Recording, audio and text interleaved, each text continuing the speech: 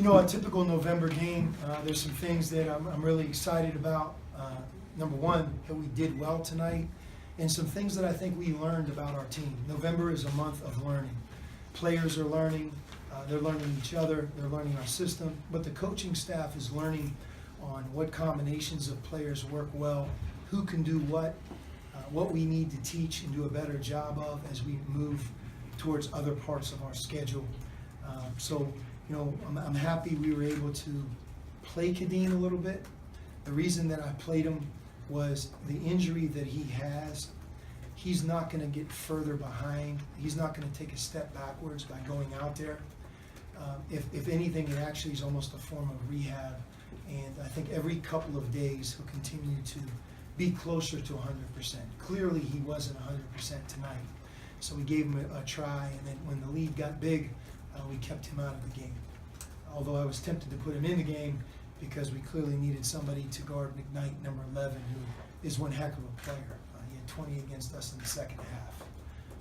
But being able to rest Kadeen, again, we won the game. Nobody got injured in the game, and we learn, we move on, and hopefully we'll be a better basketball team on Monday when we play our next opponent. You know, I really was happy with Duson's aggressiveness. You know, he has put a ton of work in, and he's earned his starting position. You know, he had 15 rebounds. You know, somebody may say, well, of course, he's the biggest guy in the court. He should have 15 rebounds.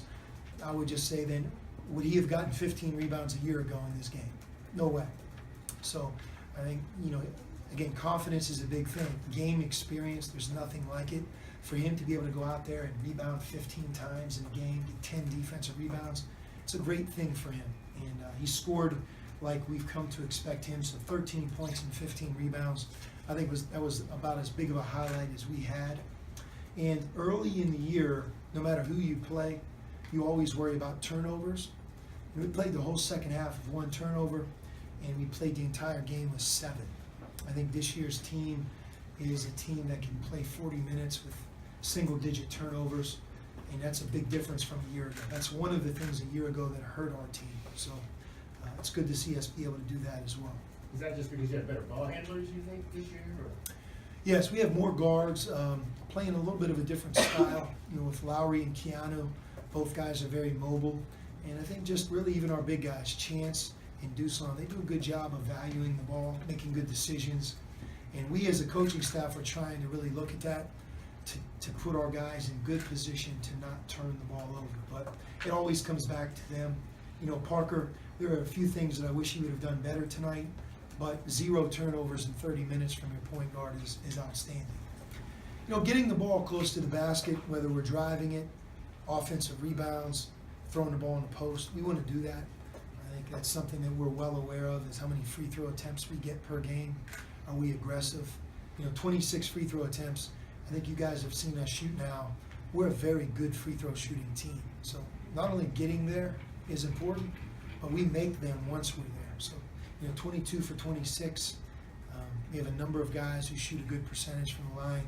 You know, for such a young player, Raleigh Alkins, and really Kobe as well, they have the ability to get to the free throw line. You know, Kobe didn't get there 1 time tonight, which is odd for him, but Raleigh got there 9 times. So that's great to see. And but it wasn't that we had just throw the ball to Duson. We always talk about trying to drive the ball and get it close to the basket. We're going to be a better team when we do that. There's a difference between starting and coming off the bench. And when you're a starter, you feel game pressure. You feel the intensity of the first 4 minutes. There's a lot at stake. The score 0-0. It takes you some time to get used to that feeling. And it's not just Duson. I think that group in general starting to get used to going out there and getting us off to a good start. But he clearly was ready to play tonight. It doesn't surprise me. And I thought Chance did a good job as well. Chance in 22 minutes had 10 points and 8 rebounds. So our front court did a good job using the size advantage that we had. I mean, you guys know this. You could play smaller undermanned teams. That doesn't mean your big guys are going to exploit that. And tonight, the fact we were able to do that was a good thing. Both are really talented players, you know, freshmen, and they've done a great job for us here early on. They're learning. There's a lot of things, especially on defense, that we need them to improve. But in fairness to them, You know, they're out there the entire game. We're asking them to guard the other team's best players right now. And that's kind of I think the gift of our schedule and some of the things that we're going through. We're allowing them to learn a lot. We're allowing them to get great experience. And I think will benefit as the season progresses. But they're having success doing it as well. So a lot of upside from both of them. Mhm. For in a month or two, they're going to be much different. I mean, they were 12 for 26 from the floor. You know, they combined for 32 points. And I mean, I think both guys, hey, we were 3 for 19 from three. You know, the other lesson that, and we talked a lot about this at the one time out and after the game, you know, we don't run post-up plays for Parker. We don't ask Deuson to bring the ball up the court. We don't run certain plays for certain players because each of them has a special skill set. Lowry Markkanen is one of the best offensive front court players in the country. We have a big mismatch at times, and he has the ability to shoot the basketball. As a big guy, it's not common. It's up to us to find him. And you just can't play as if he's just a normal big guy out there. There are times when he was open and the ball didn't find him. Then all of a sudden it did, and he went on like his own personal 8-0 run.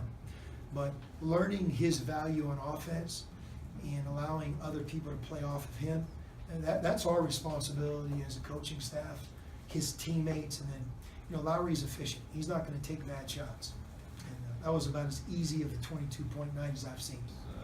The way you trust him there. He is, he's learning off the ball, on the ball.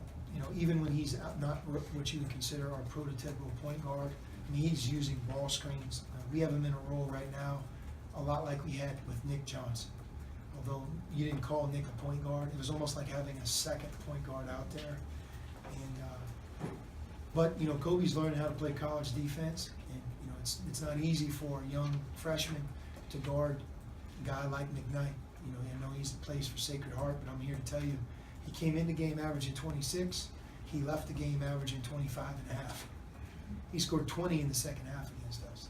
So I think you can talk about it in practice. We can show film, but not until you go out there in a game do you really understand what it takes, how hard it is. And, both Raleigh and Kobe learned a lot over the last couple of games. Ditto for Lowry. We were hoping to get more, but once the game and the score got lopsided and we saw him like on one layup, it wasn't that he couldn't, there's a fear factor, when your knee hurts, you don't necessarily trust it. So that's why it was good for him to just get out there a little bit. But I think the next couple of days he'll continue to get better. He got hurt on a Friday. Today's day 8. So I think we get into 10, 11, 12 days. My hope is when we go to Las Vegas, he's really close to 100%.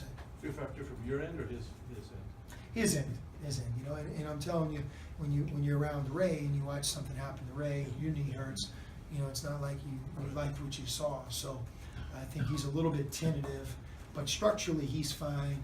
And like I said, we wouldn't have put him out there tonight if he was further at risk. It was just he still has some soreness. Yeah, you had that one play where he drove down court and I think he fell on it twice. And it seemed to, I wondered if that he got up, if that maybe boosted. No, he's confidence. fine. Got through He's that. fine. Yeah. Any other questions? Thanks.